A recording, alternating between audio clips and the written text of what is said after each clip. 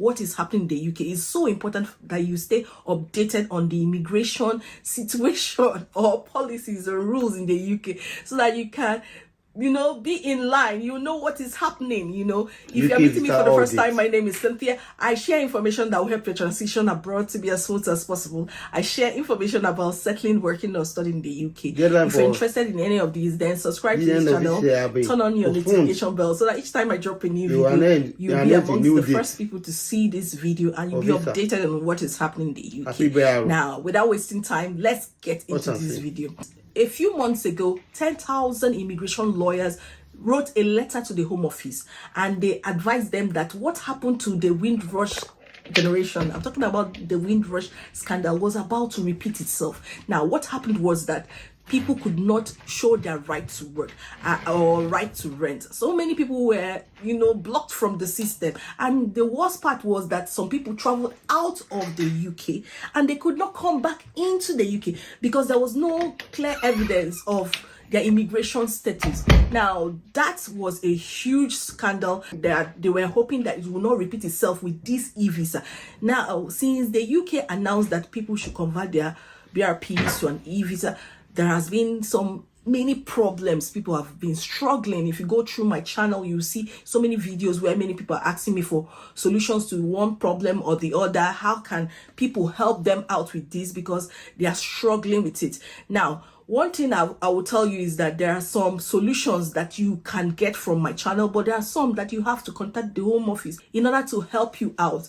So far, there is a group of immigrants that cannot have access to the e-visa. So I'm sorry, if you fall under this particular category, you might not be able to access it. It's clearly published by The Guardian on 1st of December 2024 that the Home Office has admitted that many people who have the right to live and work in the UK cannot access their e-visas and provide proof that they are allowed to be in the country. In fact, if you go further, it says The Guardian has learned that some of a particular large group of migrants have not been able to obtain e-visas, even though they have applied for them and have a right to receive them. This is serious, guys. It says that hundreds of thousands of people are on a particular harsh Home Office visa known as the 10-year route, where they have to pay large sums of money to renew it. And they are saying that many people on that route are people of color. Now, apart from these people that are on the 10-year route, there are also a group of other people from different visa routes that have been struggling to have access to this digital system. And so, because we are getting close to December 31st and the system had some issues sometime last week, there was some disruptions in the system. Because of that, the Home Office have decided that they are going to change their rules when it comes to e-visa because they feel they cannot meet up with the deadline on the 31st of December 2024. Now, when you look at what was published by The Guardian on 3rd of December, it says that use expired ID to get to UK, says Minister in charge of flawed e-visas. See, this is the video you need to share with your family and friends. They need to be aware of what is happening because I know some people are struggling. They are really struggling to get access to their e-visa. As the days come by, they are panicking because it's unpleasant to have something you need to do on your list and you keep scanning your BRP or whatever passport and it's not going through and you don't know what to do and you're trying to stay on the queue with the Home Office while you're at work and you're number, 25 or something. I don't know. The struggle is real, guys, because more and more people are having challenges and all of them are calling the Home Office or calling somebody to assist them. Now, I've made several videos like I shared, and I've shared some of the solutions to some of them. You can try some of the tips I have here, especially if you have no recent application, no form found, details do not match, things like that, problem with scanning your e-visa. I have so many videos. I'll put some of the links throughout this video. However, it's so important that you know that the government is thinking of extending the deadline. It's not going to be 31st of December 2024 because many people will be locked out of the system because of this panic. So they are going to announce a future date when they are going to put a deadline towards getting access to your e-visa. It does not mean that you should not go ahead and try and have access to your e-visa. I know that the system had some challenges sometime, but it's working now. So you continue to try your best. It is going to be sad if you cannot get share codes to give your employer. It's going to be sad if you cannot have share codes that you can give to your landlord in order to have access to rent.